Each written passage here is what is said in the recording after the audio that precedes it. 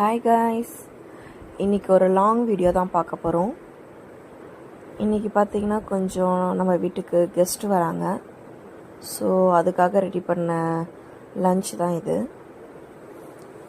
இன்றைக்கி என்னென்னா மட்டன் குழம்பு பண்ண போகிறோம். ஒரு சிக்கன் மசாலா, ரைஸு, ரசம், எக்கு, இதுதான் இன்றைக்கி செய்ய போகிறோம். ஸோ இன்றைக்கி 2 அடுப்புமே வச்சாச்சு. ஒரு பக்கம் மட்டனுக்கும் ஒரு பக்கம் சிக்கனுக்கும் வச்சாச்சு. ஸோ ஃபஸ்ட்டு 2த்துலையுமே எண்ணெய் சேர்த்துக்கிறோம். எண்ணெய் சேர்த்துட்டு ஸ்பைசஸ்லாம் போட்டுக்கலாம். நம்ம பட்டை, கிராம்பு, அந்த மாதிரி பிரியாணி இலை, இந்த மாதிரி ஸ்பைசஸ் எல்லாமே 2த்துலையுமே சேர்த்துக்கிறோம். அதுக்கப்புறம் பார்த்திங்கன்னா 2த்துலையுமே ஆனியன் போட்டுக்கிறோம்.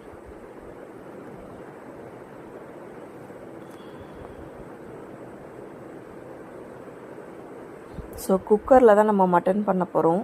ஏன்னா நம்ம விசில் வைக்கணும் மட்டனுக்கு. இந்த கடாயில் பார்த்திங்கன்னா சிக்கன் செஞ்சுக்கலாம்.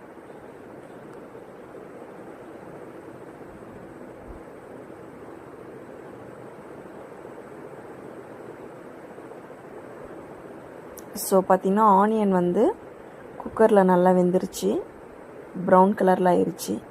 ஸோ அதுக்கப்புறம் 2 ஸ்பூன் வந்து இஞ்சி பூண்டு பேஸ்ட் போட்டுக்கிறோம்.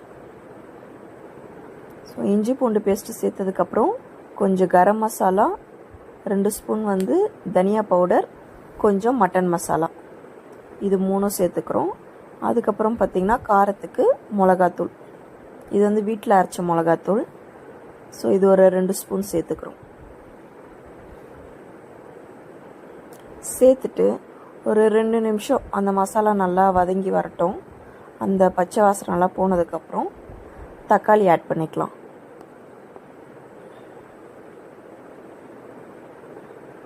தக்காளி ஆட் பண்ணிவிட்டு நல்லா அது வந்து வதங்கினதுக்கப்புறம் கொஞ்சம் போல் உப்பு போட்டுட்டு அதையும் சேர்த்துட்டு ஒரு மூடி போட்டு மூடிடலாம். அப்போ தான் அந்த தக்காளியில் இருக்க தண்ணிலாம் நமக்கு வெளியே வந்து தக்காளி சீக்கிரம் வேகும்.